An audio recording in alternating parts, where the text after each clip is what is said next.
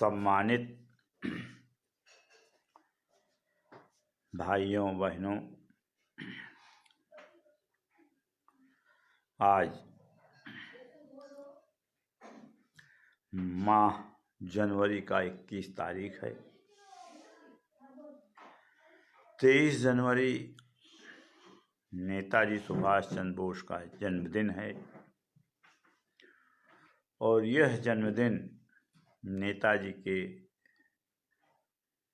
125वें वर्ष का अवसर है। आज हम चलते रहोगे चलते रहोगे चलते रहोगे के एपिसोड 36 में संस्था भारत भारती के 40वें वर्षगांठ पर प्रकाश डालेंगे। यह संयोग है कि संस्था भारत भारती द्वारा 124वें नेताजी सुभाष चंद्र बोस की वर्षगांठ की आज हम व्याख्या करेंगे और एक दिन बाद दूसरे दिन नेताजी का 125वां वर्षगांठ मनाया जाएगा, जो पूरे देश में इस बार हम समझते हैं कि केंद्रीय सरकार की रुचि को देखते हुए सारा पूरा देश या समस्त विभाग उनके जन्मदिन को कुछ विशेष तौर से मनाएगा। इसमें बहुत बड़ी प्रसन्नता देशवासियों के साथ साथ भारत भारती को भी है कि हमारे इस अनुच्छेद को केंद्र सरकार ने भी महत्व दिया है और शायद उसकी रुचि को देखते हुए हमारे देश की मीडिया भी प्रभावशाली बने, क्योंकि विगत वर्षों के अनुभव ने ये बताया है कि नेताजी जैसे महान देशभक्त व्यक्तित्व, यूं कहिए कि अद्वितीय योद्धा के जन्मदिन से एक दिन पूर्व या जन्मदिन के दिन भी हमारी मीडिया लगभग 99% शून्य रहती है। उसको वो अपना कोई ऐसा उत्तरदायित्व तो नहीं समझती कि हमको ऐसे राष्ट्रीय महापुरुष के प्रति अपनी एक अहम भूमिका निभाना चाहिए। कभी कभी तो पूरे अखबार में देखने में निराशा होती है कि ऐसे महापुरुष की कहीं एक जिक्र भी प्रिंट मीडिया नहीं करना चाहती। हो सकता है इस बार 125वीं वर्षगांठ केंद्र सरकार के रुझान को देखते हुए मीडिया भी सजग हो और अपनी भूमिका निभाए। इस 36वें एपिसोड नैतिक अलंकरण के अंतर्गत नेताजी से 124वें वर्षगांठ पर भारत भारती अपने पिछले वर्ष के कार्यक्रम की रूपरेखा आपके सामने प्रस्तुत कर रही है। यह 40वां अलंकरण वर्ष सदैव की भांति इस बार भी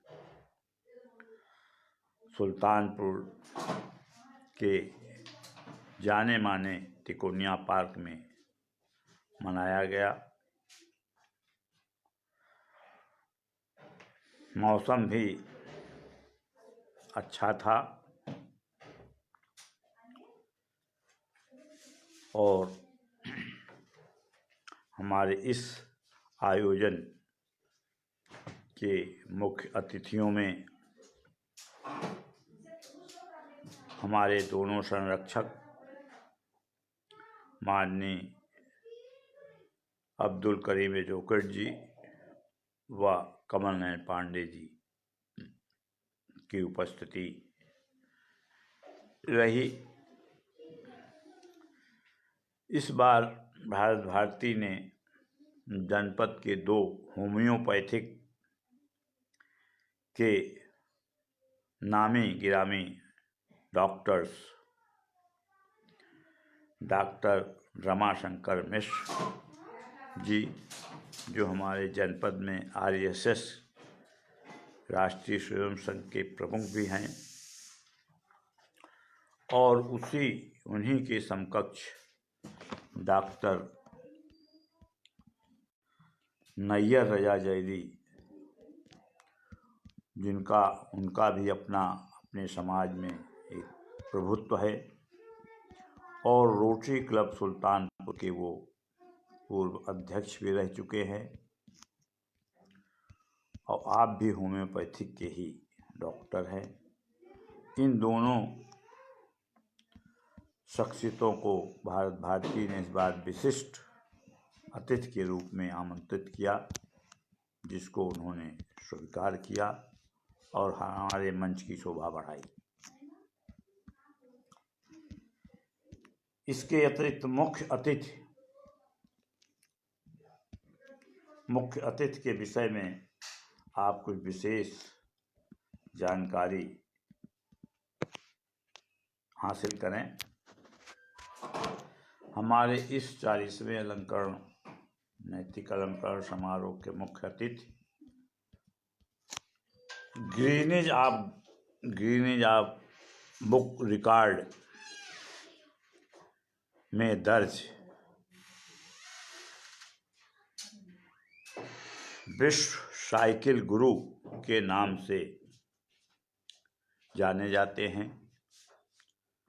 आप गूगल पर जब इनके इस नाम को सर्च करेंगे तो आपको ये साइकिल विश्व गुरु श्री आदित्य कुमार जी का आप पूरा इतिहास जानेंगे।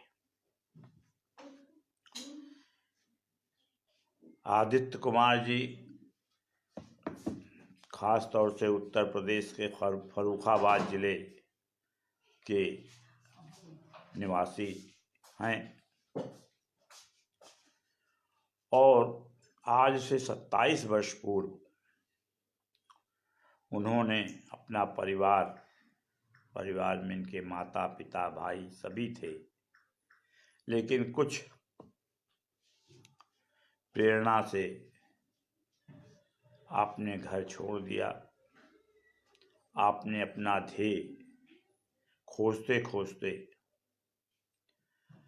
आपने ये तय किया कि हम देश के उपेक्षित, निराश्रित परिवार या समाज या क्षेत्र में के बच्चों को शिक्षा का ज्ञान देंगे, और इन्होंने एक साइकिल को अपना घर बनाया। साइकिल पर ही इनके जीवन उपयोगी सभी वस्तुएं आज भी रहती है, और साइकिल के पीछे यह लिखा होता है कि हम साक्षर बनाने के लिए निकले हैं, वह भी उन लोगों को लिए उन क्षेत्रों में, उन प्रदेशों में, देश के प्रत्येक प्रदेशों में हम उपेक्षित जीवन को अशिक्षित वातावरण में पहुंचकर बच्चों को शिक्षित करेंगे। और यह अभियान में इतने मशगूल हो गए कि 27 वर्ष का वह काल जब ये हमारे आज के कार्यक्रम में मुख्य अतिथि के रूप में आए, तो इनका 27 वर्ष इस अभियान में पूरा हो गया था। इनके गिनीज बुक रिकॉर्ड अनायास ही किसी को नहीं मिला करता। इनके अपने अभियान की जो एक विशेष परंपरा है कि यह साइकिल को ही अपना घर मानते हैं और रात बिरात जब कहीं ये रहते हैं तो किसी से किसी तरह का सहयोग नहीं लेते। अपने माध्यम से टूटा फूटा खाकर और किसी सड़क के किनारे या किसी चबूतरे पर या किसी स्कूल के छावनी में ये अपनी रात व्यतीत करते हैं और सुबह होने पर एक परदेसी की तरह अपनी दैनिक क्रिया करने के बाद अपने लक्ष्य की तरफ बढ़ते हैं। और जहाँ तक इनकी यात्रा का प्रश्न है,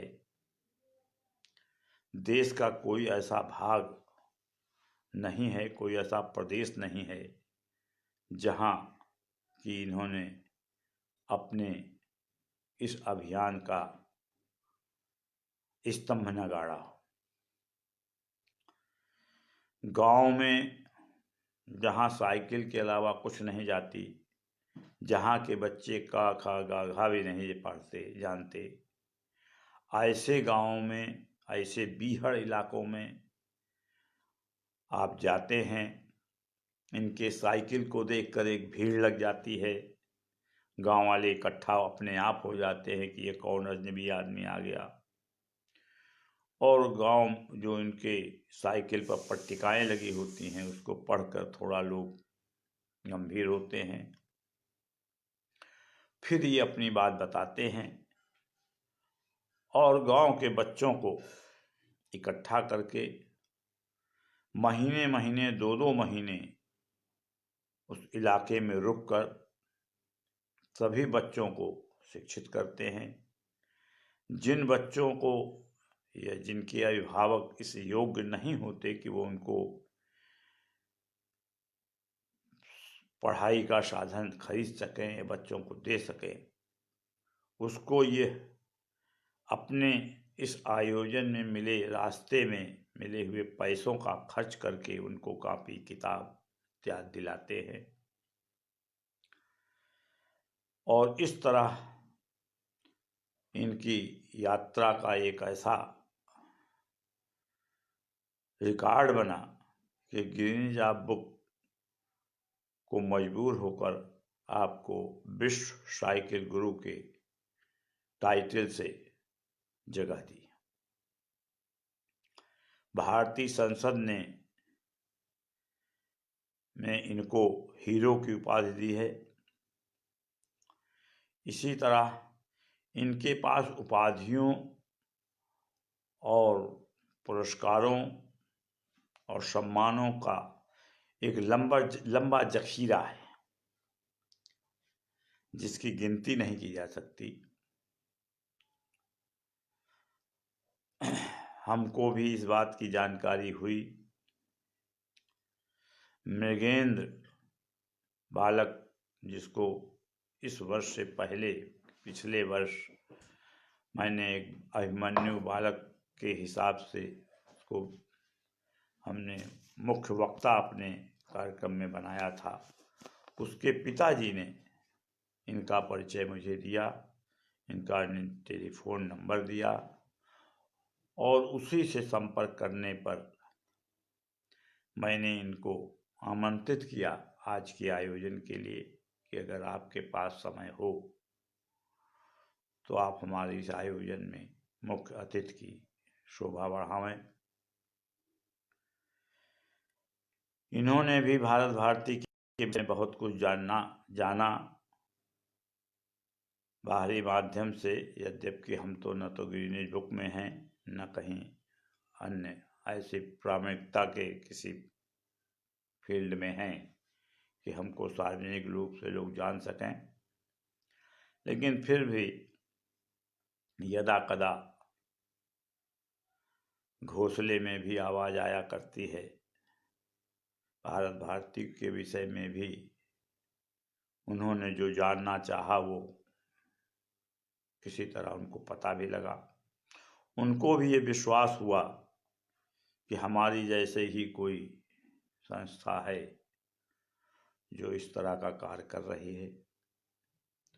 उनसे संपर्क करने पर उन्होंने 23 जनवरी को आने का वादा किया।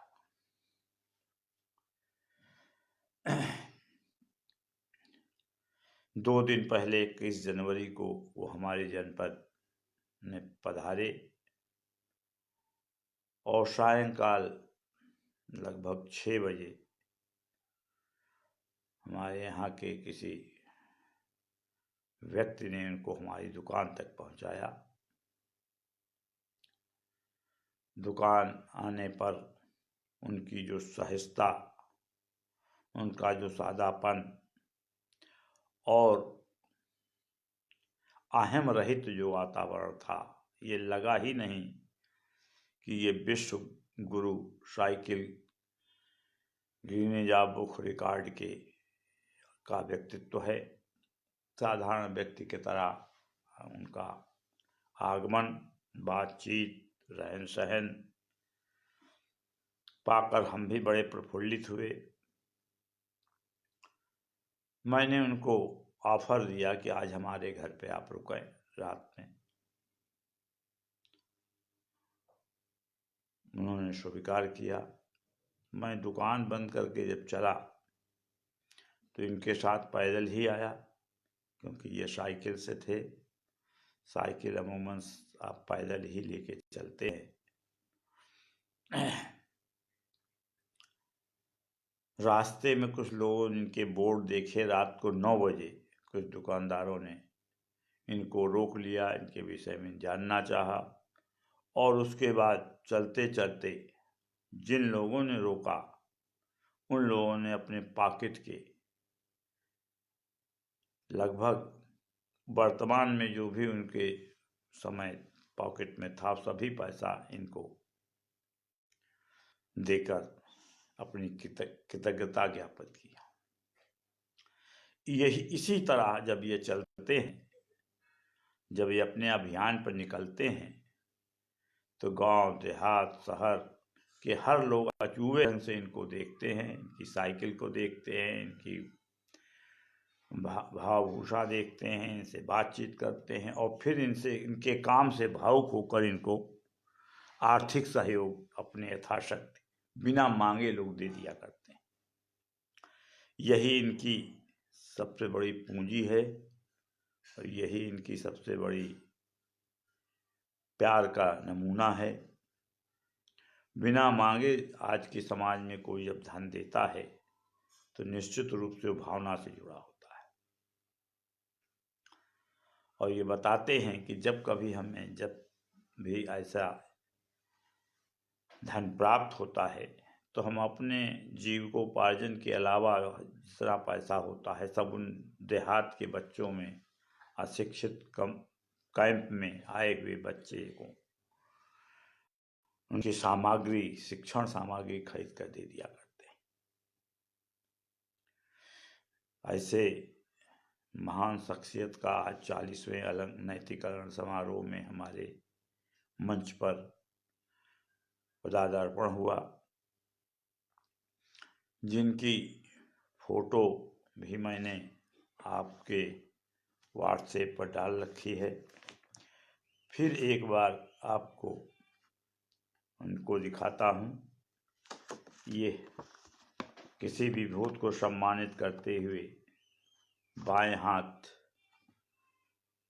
पर ये लाइनिंगदार शर्ट पहने हुए बाबू Aditya Kumar ji Guinness book record के सिंसियर विश्व साइकिल गुरु के नाम से दर्ज आज भारत भारती के मंच पर आपका पदार्पण हुआ। सभी सभा में उपस्थित सभी लोगों की जिज्ञासा थी कि हम इन्हें देखें और ये उनकी अपनी उपस्थिति थी। इनकी उपस्थिति से भारत भारती का मंच बड़ा ही गौरवान्वित हुआ और अंत तक आपका कौतूहल बना रहा। इसी मंच के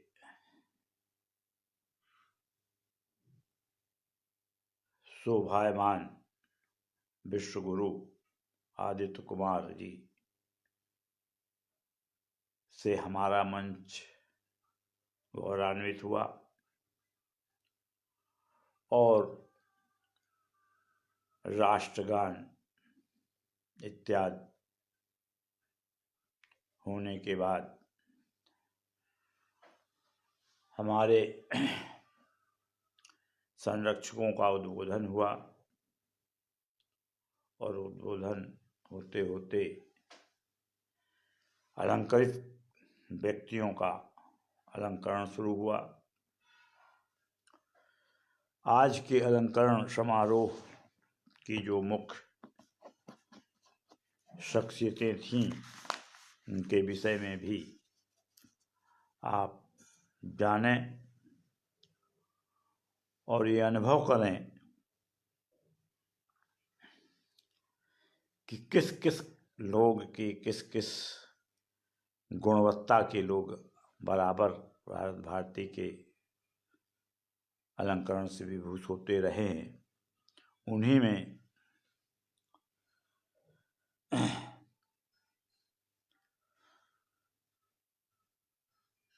शहर शास्त्री नगर सुल्तानपुर का एक मोहल्ला है। इस मोहल्ले में रहने वाले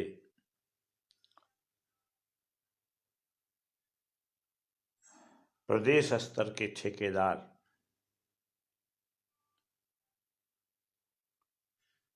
श्री शिव सेवक सिंह, जो छोटे मोटे नहीं,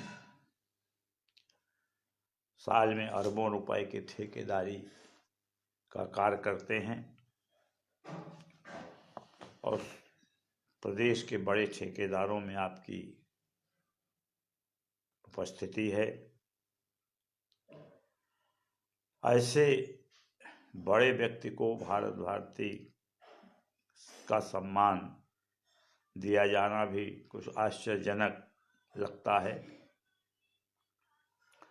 लेकिन इनकी विशेषता पर जो सम्मान सुल्तानपुर रत्न का इन्हें दिया गया, उसमें एकमात्र जो गुणवत्ता है वह अनोखी है, विलक्षण है और निस्वार्थ है। आपकी मनसा दान देने की रहती है। आप साल में कई लाख रुपए का दान देते हैं, लेकिन स्वयं नहीं देते। वो ऐसी संस्थाओं को चुनते हैं जिनको उन्हें लगता है कि यह संस्था भी निस्वार्थ है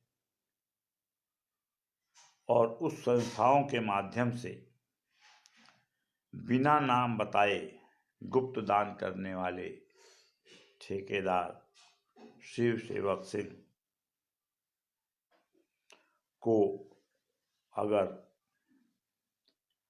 हम दानवीर कहें, दानवीर कर्ण कहें,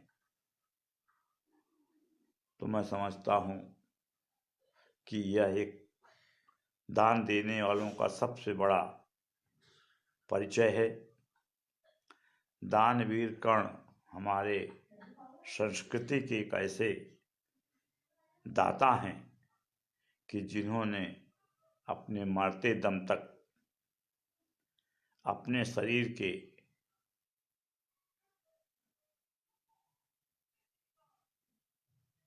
बहुमूल्य वस्तु का दान दिया और अपनी परीक्षा में भगवान कृष्ण जी इनकी परीक्षा में ये पास हुए और इन्होंने भगवान कृष्ण ने इनसे कहा कि आप हमसे जो भी वरदान मांगना चाहो, जो भी वस्तु लेना चाहो, आज हम देने को तैयार हैं, तुम दिल खोल कर मांगो। दानवीर कर्ण ने एक ऐसी इच्छा प्रकट की जो संसार में अद्वितीय थी। उन्होंने भगवान कृष्ण से कुछ नहीं मांगा, केवल एक इच्छा प्रकट की कि प्रभु, मेरी मृत्यु के बाद मेरा शव ऐसी जगह मेरी चिता लगाई जाए जहां किसी और की चिता इससे पूर्व न लगी हो। यह एक ऐसी मांग थी जिससे भगवान भी अचंभित हो गए और धरती पर उनका जैसा कहना था कि धरती पर कोई ऐसी जगह नहीं है जहां किसी की मृत्यु न हुई हो, जहां किसी का दाह संस्कार न हुआ।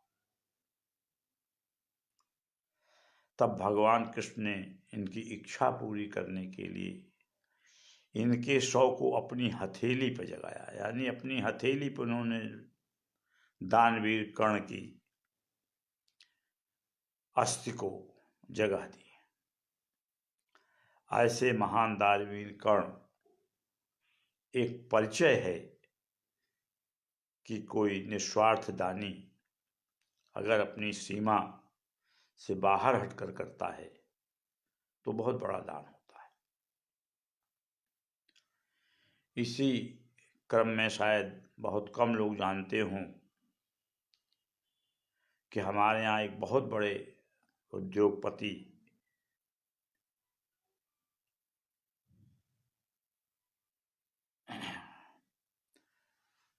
जमुनालाल बजाज हुआ करते थे, जिनके नाम से आज बजाज कंपनी के हर उत्पादन को आम जनता जानती है। उस परिवार के वो महान शख्सियत जमुनालाल बजाज महात्मा गांधी के व्यय का जितना भी खर्च महात्मा गांधी करना चाहते थे, जमुनालाल बजाज जी ने जीवन पर्यंत गांधी जी को गांधी की आर्थिक खर्च की पूर्ति अकेले किया करते थे। बजाज साहब गांधी जी को ब्लैंक चेक दिया करते थे, जिसमें संख्या नहीं भरी होती थी और ये कह के देते थे कि बापू आप इसे खर्च करें। ऐसे उद्योगपति यदि ऐसा दान देते हैं तो मैं समझता हूं उनको भी सम्मान मिलना चाहिए। ये कहकर टाल देना कि अरे वो तो बड़े आदमी हैं, दे दिए तो क्या करिए, ऐसा नहीं है। बहुत से बड़े लोग हैं जो चवन्नी गिर जाती है तो उफ करते हैं, लेकिन क्या ऐसे लोगों की गिनती समाज में नहीं होना चाहिए? ऐसे लोगों का सम्मान नहीं होना चाहिए जो अपनी मेहनत की कमाई बिना बताए। आज भी बहुत कम लोग जानते हैं कि गांधी जी का खर्चा कहाँ से चलता था, और उनका पूरा पूरा खर्चा जमुनालाल बजाज जी पूरा किया करते थे। लेकिन हिंदुस्तान में गांधी की मूर्तियां अनेक होंगी, असंख्य होंगी, विश्व के धरातल पे हैं, लेकिन जमुनालाल बजाज जी की कहीं कोई मूर्ति नहीं होगी। कहीं कोई उनका परिचय इस तरह से नहीं आज तक हिंदुस्तान में कहीं हुआ होगा कि उन्होंने गांधी जी के व्यक्तिगत खर्च की पूर्ति जमुनालाल बजाज जी ही किया करते थे। तो मेरा मानना है कि ये कह देना कि बड़े आदमी ने दिया तो क्या दिया, उनके पास तो भरा पड़ा है, ये हमारी आपकी थोड़ी सी संकीर्णता है। किसी से दान लेकर किसी को दान देना बहुत बड़ी बात नहीं होती। एक ने दिया, दूसरे ने तीसरे को दे दिया, ये तो एक परंपराएं बनी हुई हैं। लेकिन उन्हीं में से जब कोई संपन्न व्यक्ति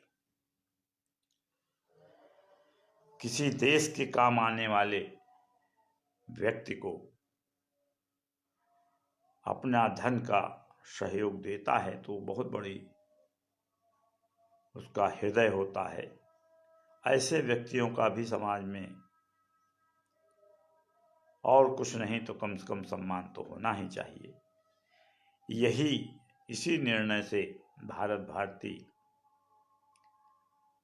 शिव सेवक सिंह जी को सुल्तानपुर रत्न से सम्मानित करके यह के प्रोत्साहन बढ़ाने का कार्य किया। और यहाँ ये भी बता देना आपकी आवश्यक है कि भारत भारती ऐसे किसी दान को स्वयं नहीं लेती। जब वो किसी दूसरे को दिए रहती है तब हम उसका सम्मान करते हैं। और मैं ऐसे दान को अपने पक्ष में लेने के लिए कभी तत्पर नहीं रहते, कभी प्रयास नहीं करते और ना ही लिया करते हैं।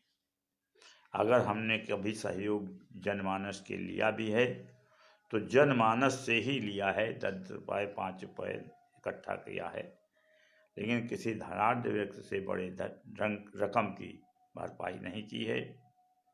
हाँ, अगर ऐसा कोई धनाढ्य व्यक्ति किसी दूसरी जगह खर्च करता है तब हम उसे सम्मानित करते हैं। ऐसे उसी क्रम में हम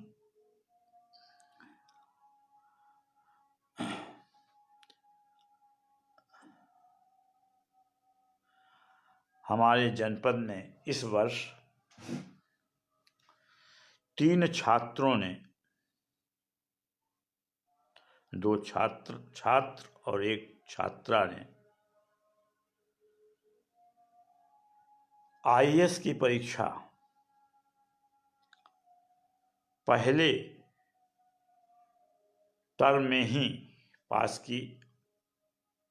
और ये सुल्तानपुर का इतिहास में पहला बार ऐसा हुआ है कि हमारे जनपद के 3 नवयुवकों ने, जिसमें 2 नवयुवक और 1 नवयुवती ने आईएएस की पहली टर्म में ही परीक्षा पास की।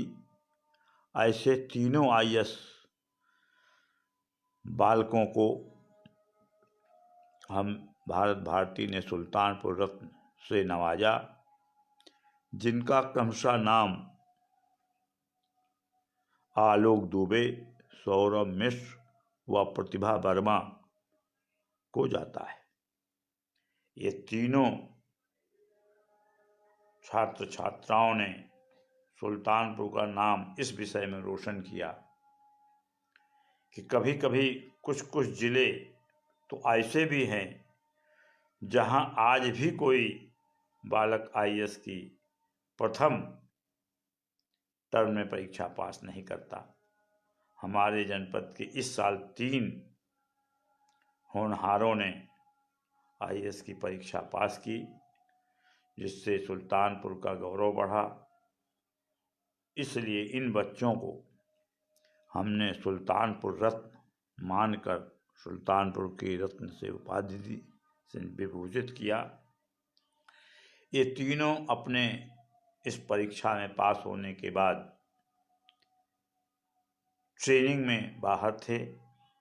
इनके अभिभावकों ने उनकी यह उपाधि प्राप्त की। उसी क्रम में दिल्ली में एक अग्निकांड, वहाँ की गल्ला मंडी, पुरानी दिल्ली की गल्ला मंडी के आसपास हुई, जिसमें एक बिल्डिंग में बैग इत्यादि बनाने का कारखाना प्राइवेट चल रहा था। लगभग 90 से 100 व्यक्ति उस कारखाने में काम भी करते थे और उसी में खाते भी थे और उसी में सोते भी थे। दुर्भाग्यवश उस मकान में आग लग गई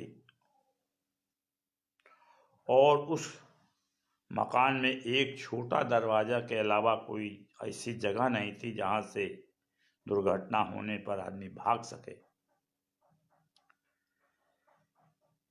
और उसमें लोगों का धुआं बढ़ता गया, आग लगी गई और दम घुटता गया।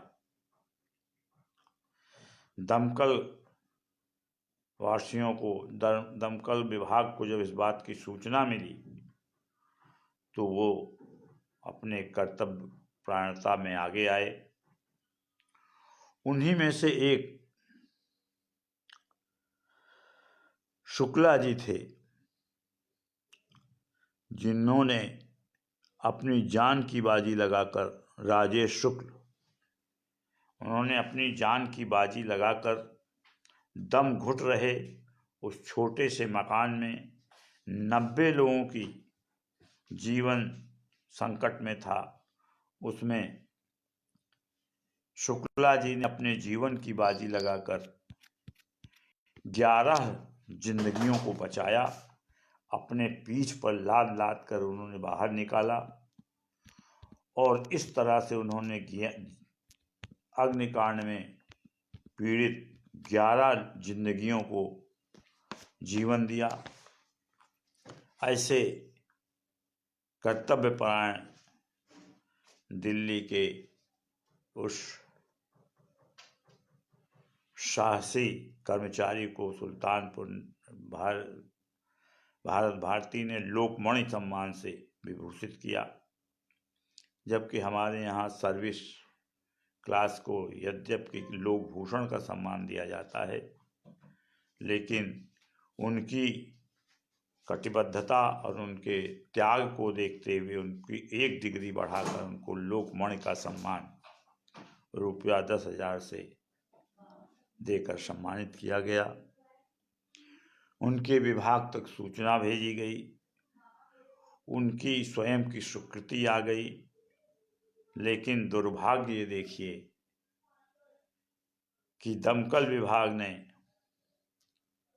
उनको इस पुरस्कार लेने के लिए तब से लेकर आज तक परमिशन नहीं दिया और वह पुरस्कार उनको नहीं प्राप्त हो सका। यह भी एक विडंबना है कि विभागों की स्वीकृति मिलने में ऐसे बहादुर लोगों के लिए भी न मालूम कितने प्रकार के कानून के आर्टिकल हैं। यह एक चिंता का विषय है। शुक्ला जी हमारे सम्मान को ग्रहण तो नहीं कर सके, लेकिन उनके स्वीकृति, हमारी सूचना उनके तक पहुंच गई। उन्होंने अपने फॉर्म भर के हमारे पास भेजे। उन्होंने इच्छा जाहिर की कि अगर मुझे समय से परमिशन मिल गया तो मैं अवश्य आऊँगा, लेकिन उस घड़ी से आज की तिथि तक उनका वह आवेदन विभाग में या तो रद्दी के टुकड़ी में डाल दिया गया है या जानकर उनको ईर्ष्या रखने वाले अधिकारियों ने उनको परमिशन नहीं दी और वो मेरा सम्मान नहीं प्राप्त कर सके। लेकिन फिर भी हम उनके प्रति वंदनीय हैं और उम्मीद करते हैं कि जब कभी, मैंने उनसे कह रखा है कि जब कभी आपको सम्मान मिले तो आप मुझे सूचित करेंगे और हम आपको अगले वर्ष अपने कार्यक्रम में सम्मानित करेंगे। लेकिन आज तक उनका कोई इस संबंध में जवाब नहीं आया, जिसका भारत भारती को बहुत दुख है।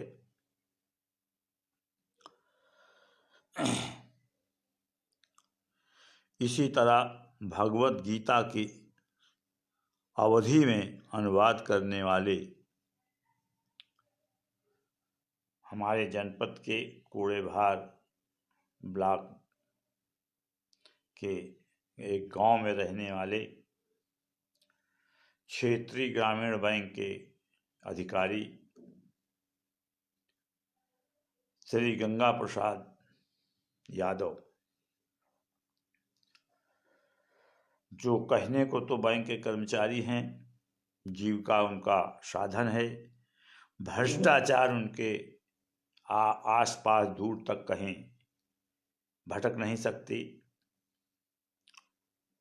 उनका परिवार भी बहुत ही उदार, सुशील और चरित्रवान है।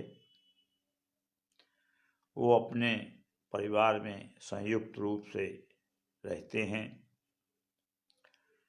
उनकी भी देश सेवा में बड़ी ही रुचि है। दान देना उनके परिवार की परंपरा है। यद्यपि सामान्य परिवार है, उनको गंगा प्रसाद जी को लाल बहादुर शास्त्री से बहुत लगाव है। जिस तरह भारत भारती नेताजी सुभाष चंद्र बोस को अपना आदर्श मानती है, उसी तरह हमारे गंगा प्रसाद यादव जी ने भी जन कल्याण समिति नाम की एक संस्था बना रखी है और वो लाल बहादुर जी के प्रति इतने समर्पित थे कि एक बार उन्होंने सुल्तानपुर से लेकर दिल्ली तक अपने कुल साथियों के साथ साइकिल से यात्रा की और वह यात्रा उन्होंने बड़े अच्छे मनोभाव से, बड़े अच्छे उससे शुरू की और उसको समाप्त किया। इसी तरह इनको साहित्य में बड़ा लगाव है। इन्होंने बहुत सी रचनाएं इनकी अपनी निजी हैं, जो पढ़ने में एक बार ये लगता है कि कुछ नयापन है। इसी श्रेणी में काम करते करते इन्होंने एक ऐसा अद्भुत काम किया कि इन्होंने श्रीमद् भागवत गीता का अवधि में अनुवाद किया और पूरी गीता इतनी सरल भाषा में उसी भाव के साथ इन्होंने अनुवादित करके प्रकट किया, जो अपने आप में विलक्षण कार्य है। और उसी विलक्षणता को मापदंड मानकर संस्था भारत भारती ने गंगा प्रसाद जी को लोक रत्न से सम्मानित कर उनके प्रति अपना आभार प्रकट किया, कृतज्ञता ज्ञापित किया। क्योंकि भगवत गीता से लगाव रखने वाला व्यक्ति वैसे भी मैं समझता हूँ सचरित्रवान ही होता है, कर्मयोगी होता है और उसका कर्म समाज के लिए समर्पित होता है। उसी श्रेणी में गंगा प्रसाद जी एक महान व्यक्तित्व के मूर्ति हैं। ऐसे कर्तव्यपरायण व्यक्ति को गीता, भगवान कृष्ण के साथ प्रति भाव रखने वाले को, देश के दूसरे प्रधानमंत्री लाल बहादुर शास्त्री को अपना आदर्श मानने वाले को भारत भारती ने लोक रत्न से सम्मानित किया। और इससे बड़ी विशेषता यह थी कि जब उनको 5,000 रुपये देकर सम्मानित किया गया तो उन्होंने मन से ये इच्छा प्रकट की कि मेरे पास मेरे जीवन से संबंधित कोई भी वस्तु ऐसी नहीं है जिसका मेरे पास अभाव हो। इसलिए जनता ने ये जो धनराशि मुझे दी है, ये हम विश्व साइकिल गुरु को समर्पित करते हैं। और अपने पुरस्कार की धनराशि उन्होंने मंच पर ही विश्व साइकिल गुरु आदित्य कुमार जी के हाथों में समर्पित कर दिया। इसी से मनुष्य की एक व्यक्तित्व का परिचय होता है कि इस व्यक्ति में कितना भाव है, कितना समर्पण है और कितना अच्छा चिंतन है। इसी के साथ हमारे जनपद के बगल जौनपुर जनपद का एक घटना कि नदी में बच्चे नहा रहे थे। क्रमशः 7 बच्चे डूबने लगे और जोखन राम, जो एक साधारण किसान या पशुपालक थे, वो भैंस चरा रहे थे। भैंस चराते चराते उन्होंने जब ये देखा कि ये बच्चे डूब रहे हैं तो वो कूद पड़े और उन्होंने 7 बच्चों को डूबने से बचाया।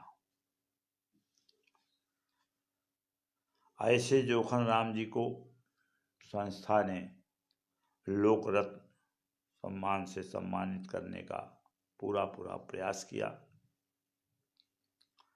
लेकिन इनके साथ भी एक विडंबना घटी, जो जनरल आज के समय में पिता पुत्र के या आर्थिक वातावरण में दूषित हो चुकी है। भारत भारती ने संपर्क करते करते जब जोखन राम जी के गांव परिवार का पता लगा तो उनको आमंत्रण भेजा गया, पुरस्कार की धनराशि लिखकर भेजी गई। लड़के की बदनीति के कारण जोखन राम जी तक उस बेटे ने यह संदेश नहीं पहुंचाया और भारत भारती को धोखे में अंतिम समय तक रखा और वह स्वयं जोखन राम जी का पुरस्कार लेने आया। उसी के एक दोस्त ने भारत भारती को फोन करके बताया कि ये उनका बेटा जा रहा है, इसने अपने पिता को इस पुरस्कार के संबंध में कोई जानकारी नहीं दी है और ये दुष्ट प्रकृति का लड़का है, इसे आप जोखन राम जी का सम्मान और धनराशि न दें। और वह लड़का कार्यक्रम से पूर्व ही कार्यस्थल पहुंचा, उसने सब बताई और ये झूठ बोलता रहा कि हमारे पिताजी बॉम्बे में हैं, उनको सूचना भेजी थी, वो नहीं आ सके, आप यह सामान हमको दे दीजिए, हम उनके तक पहुंचा देंगे। लेकिन हमारे यहाँ की परंपरा है कि हम किसी प्रतिनिधि को तब तक कोई सम्मान नहीं देते जब तक कि सम्मानित व्यक्ति स्वयं लिखकर या स्वयं न बतावे कि हाँ मेरा ये सम्मान उनको दे दिया जाए। इस तरह जोखन राम जी अपने जान को जोखिम में डालने के बाद भी हमारे सम्मान से विभूषित नहीं हो पाए और बेटा ने निराश होकर कार्यस्थल से वापस चला गया। इस तरह की घटनाएं भी समाज में हैं कि पिता पुत्र में भी धन का लोभ इस स्तर का है, जबकि पुत्र को खुश होना चाहिए कि हमारे पिता ने इतने अच्छे कार्य किए हैं, लेकिन धन की लालसा ने अपने पिता को यह धनराशि लेने से वंचित रखा। ऐसे भी घटनाएं हम लोगों के सामने यदा कदा आया करती हैं। इसी क्रम में संस्था ने 2 नवयुवकों जय सिंह और जयदीप अपने जनपद के 40 किलोमीटर दूर लगभग कादीपुर तहसील में स्थित भगवान राम के काल का एक वह स्थान जिसे आप लोग रामायण में बेजथुआ महावीरन या राक्षस काल नेम के नाम से जानते हैं, कि जब भगवान के भाई लक्ष्मण जी को शक्ति बाण लगी थी और हनुमान जी संजीवनी बूटी लेने हिमालय पर गए थे और वह जब लौट रहे थे तो समय से हनुमान जी वापस ना आ सकें, इसलिए रावण ने अपने एक प्रतिनिधि जिसका नाम कालनेम था, उसको उनके रास्ते की रुकावट की जिम्मेदारी सौंपी और वह साधु वेश बनाकर हनुमान जी को रोकने का प्रयास भी किया, लेकिन वहीं पर वह एक कुंड था जिसमें एक मकड़ी स्वरूप एक कोई जंतु जो भगवान के अपत्नित के रूप में उसमें कुंड में निवास कर रहा था। हनुमान जी जब स्नान करने कुंड में गए तो उस जीव ने उनको बताया कि वह जो संत बैठा है वह रावण का दूत है, आपके रास्ते को रोकने के लिए बैठा है, जिससे आप सूर्योदय के तक लंका न पहुंच सकें। वह प्रसिद्ध स्थान हमारे जनपद सुल्तानपुर के 40 किलोमीटर दूर कादीपुर तहसील के पास बेजथुआ महावीरन के नाम से स्थापित है। दूर दूर से लोग इस स्थान पर दर्शन करने आते हैं। भक्त हनुमान जी की वहाँ मूर्ति है। एक दंपत्ति वहीं अपने बालक की कोई मनौती उतार कर बेजथुआ से मोटरसाइकिल से जा रहा था। रास्ते में वह गांव निर्जन गांव पड़ा। वहाँ दो लुटेरों ने उन दंपत्ति को रोक लिया। महिला ने कुछ गहने ज़्यादा पहन रखे थे। वह दूर से ही लोग उनके पीछे पड़ लगे थे और जब सुनसान जगह देखा तो उन्होंने उस पर आक्रमण किया और महिला को घायल करके उसका गहने उतारने लगे। इतने में सामने घर में रह रहे दो नवयुवकों ने देखा कि अरे ये क्या हो रहा है, और शाम का लगभग गोधूली बेला हो चुकी थी। उन दोनों नवयुवकों ने आओ न देखा ताव, जो जिस रूप में था उसी तरह वो झपट पड़े। दोनों लिटोरों ने उनको पिस्टल से उन पर वार किया और ये दोनों दंपत्ति को बचाने में जूझते रहे। अंततः यह हुआ कि उन लुटेरों को बिना सफलता के भागना पड़ा।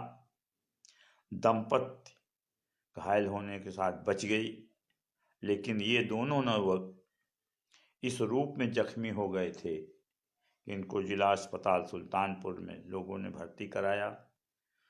यहाँ के डॉक्टरों ने उनको ट्रामा सेंटर लखनऊ भेज दिया, लेकिन ईश्वर की कृपा की दंपति भी बच गई और कुछ समय के इलाज कराने के बाद दोनों नवयुवक भी सब सुरक्षित अपने घर आए। इस घटना में इन दोनों नवयुवकों ने जो अपने नैतिक कार्य का परिचय दिया वह अद्भुत था और भारत भारती ने इन दोनों नवयुवकों को संयुक्त रूप से लोक रत्न का सम्मान से विभूषित किया। इस तरह से हमारा ये 36वां एपिसोड और 40 वर्ष की ये नैतिक यात्रा आज समाप्त होती है। आज 21 जनवरी 2021 है। इसी के साथ हम अपनी 40 साल की इस यात्रा को विराम देते हैं। कल छोड़ परसों पुनः हम अपने इस नैतिक अलंकरण और नेताजी सुभाष चंद्र बोस जी के 125वें जन्म दिवस को चिरंजीवी नेताजी सुभाष चंद्र बोस के नाम से मनाएंगे, क्योंकि आपको मैं बता चुका हूँ कि नेताजी के 113वें जन्मदिन पर संस्था ने भगीरथ प्रयास करने के बाद भी जब केंद्र की सत्ता या भारत की सत्ता से असफलता का ही पैगाम लेकर आई और ये आज तक ना पता लगा कि सुभाष जी के अंतिम घड़ी का क्या हुआ, कहाँ हुआ, कैसे हुआ, कब हुआ, ये आज भी रहस्यमय बना हुआ है। इसीलिए भारत भारती ने उनको चिरंजीवी की उपाधि से स्थापित किया है। हमारे बीच जैसे 8 चिरंजीवी भगवान के विद्यमान हैं, उसी तरह हम सुभाष जी को 9वें चिरंजीवी के रूप में स्थापित कर चुके हैं। और परसों 23 जनवरी को हम फिर अपनी 41वीं यात्रा का प्रारंभ करेंगे। यद्यपि कोरोना काल में 8 महीना ताले में बंद रहने के कारण विभूतियों की खोज नहीं हो सकी। जो विभूतियाँ परसों विभूषित होंगी उन्हें आप इसी तरह लाइव पर डायरेक्ट देखेंगे कार्यक्रम को। कार्यक्रम 2:30 से हमारे स्थानीय गेस्ट हाउस में, गार्डन व्यू गेस्ट हाउस में प्रारंभ होगा। कार्यक्रम बहुत सूक्ष्म है क्योंकि विभूतियों का चयन बहुत कम हो सका है। स्थान के लिए भी जो पार्क हम लोग हर साल प्रयोग करते थे उसे कोरोना प्रतिबंध के कारण प्रशासन ने परमिशन नहीं दिया है। अंतोगत्वा यह यात्रा किसी तरह खंडित न हो, यह मानकर परसों हम भारत भारती के बैनर तले नेताजी की 125वीं जन्मतिथि मनाएंगे। आप उसे डायरेक्ट लाइव पर देखेंगे और आपका सहयोग, आपका स्नेह, आपका प्रेम ही हमारे इस यात्रा का सबसे बड़ा प्रकाशपुंज है। इन्हीं के साथ हम चिरंजीव सुभाष चंद्र बोस जी की 125वीं वर्षगांठ पर आपको आमंत्रित करते हैं और आपसे भी प्रार्थना करते हैं कि आप उन्हें याद करें, आप उन्हें अपने साथ रखें और परसों हमारे इस कार्यक्रम को देखें। यद्यपि 40 वर्ष के इस यात्रा में सबसे सूक्ष्म कार्यक्रम इस वर्ष हो रहा है, फिर भी हम आपकी सहानुभूति चाहेंगे। जय हिंद, जय भारत।